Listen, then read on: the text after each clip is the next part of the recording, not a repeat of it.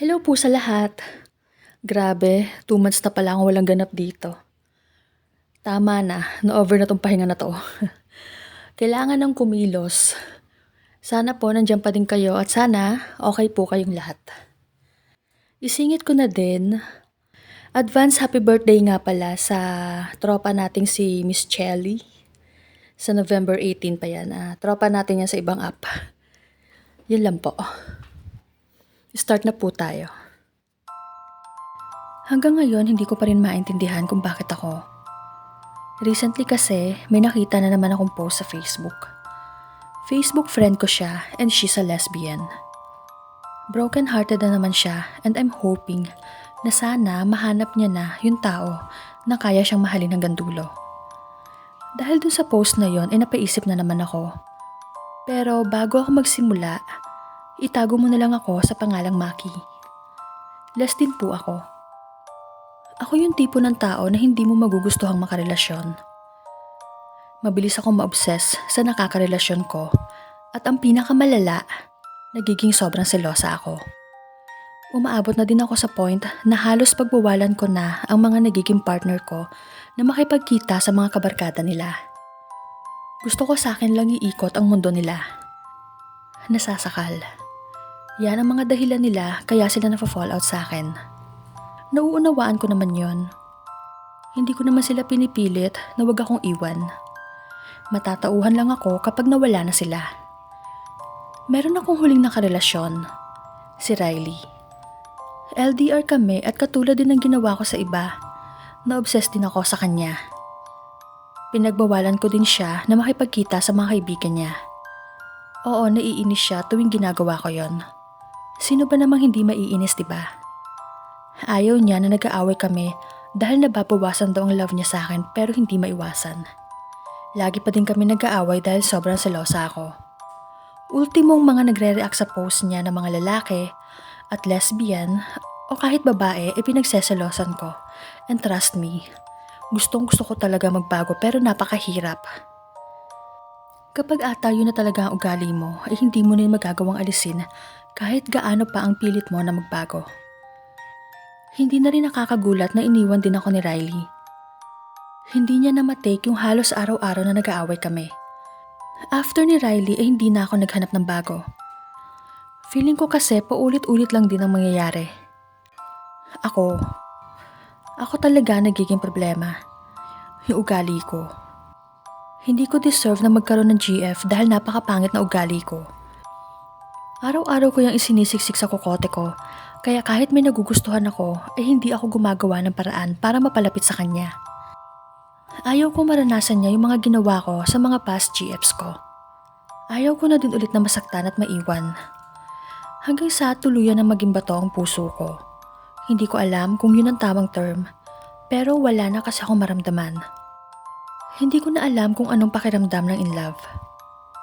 May sinalihan din akong GC para malibang. Ang dami kong namimit pero ni isa sa mga yon ay wala man lang nakapagpatibok sa puso ko. Meron naman akong mga nilove sa kanila, pero love as a friend or sister lang. Hindi ko rin alam kung bakit hanggang dun lang ang kaya kong ibigay pabalik sa mga tao. Nasanay na ako mag-isa, hanggang sa nitong March lang ay may nagbalik. Oo, si Riley. Si Riley na hinahanap-hanap pa din daw ako kahit na masalimuot ang nakaraan namin. Si Riley na hindi rin nagkaroon ng iba dahil ako pa din daw ang mahal niya. Totoo man o hindi ang mga sinabi niya ay pumayag pa din ako na makipagbalikan. Ganon talaga. Marupok tayo eh. Namiss ko din naman kasi siya. Sa lahat ng nakarelasyon ko, sa kanya lang ako sobrang naging komportable. Sa kanya ko naipakita yung totoong ako. Simula na magkabalikan kami, napansin ko yung pagbabago niya. Hindi ko alam kung dati na siyang ganon, pero napansin ko kasi hindi na siya gumagawa ng mga bagay na alam niyang makaka-trigger ng selos ko. Ang sarap lang sa pakiramdam na unti-unti ko nang nararamdaman na nire-respeto niya ako. Aware na siya sa feelings ko. Nararamdaman kong ito na. Wala nang iiyak, wala nang malulungkot, wala nang magseselos, at wala nang maghihiwalay. Fun fact lang, Katabi ko siya ngayon. Mahimbing siyang natutulog dito sa kama namin habang tinatype ko tong kwento. Napagdesisyonan na namin mag-live-in para na din daw sa ikakapanatag ng loob ko. Ang saya lang kasi kahit may ugali ako na hindi niya nagugustuhan, ay nagawa niya pa din akong piliin hanggang sa huli. Hindi na kami madalas mag-away ngayon. Pareho na kami nakapag-adjust sa ugali ng isa't isa. Napapangiti na lang ako tuwing nakikita ko siyang mahimbing na natutulog dito sa tabi ko habang hinahawi ko ang mga buhok niya. Ang amo-amo na mukha niya. Ang sarap niya titigan. Lalo akong nai-inlove sa kanya. Kaya kayo, huwag kayong mawawala ng pag-asa. Hindi porket palagi kayo naiiwan ay gano'n na lang palagi ang takbo ng buhay niyo. Darating din sa'yo yung tao na kaya kang tanggapin ng buong buo. Hintay-hintay ka lang. Hi Pink Diary Stories. Request po sana ako na mahanap yung girl na nakita ko sa Bora last October 6 to 7, 2024. Sunday to Monday yon. Una ko siya nakita sa NAIA Terminal 2, Manila Airport, sa boarding gate.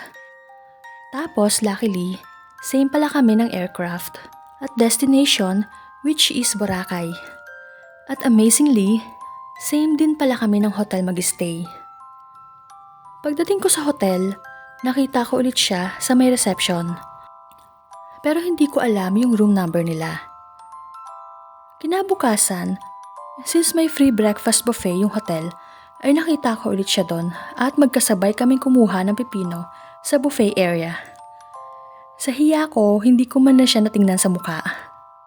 Kainis. And the whole day ng Monday is lagi ko na siya nakakasalubong at nakikita. Pero hindi ako nagkaroon ng chance na makausap siya or kahit hello or hi man lang. Wala akong idea kung ano ang name niya. Basta naaalala ko lang kung ano ang itsura niya. At hindi ko siya makakalimutan. Hinanap ko siya sa mga followers ng hotel pero hindi ko siya makita. Ang name ng hotel namin is Paradise Garden Resort, Boracay. Gusto ko lang sana na mag-hi and hello sa kanya at i-follow siya sa Facebook or IG niya. At i-inform sa kanya na silent crush ko siya. Baka kasi yung kasama niya sa Bora that time is jowa niya. Ayaw ko naman makasira ng relasyon. Sana po ma-post niyo ito at mahanap ko siya at mag-response siya. Lagi kasi kami nagkakatinginan that time. Sana mag-PM siya sa'yo kapag napakinggan niya ito. Salamat ng marami.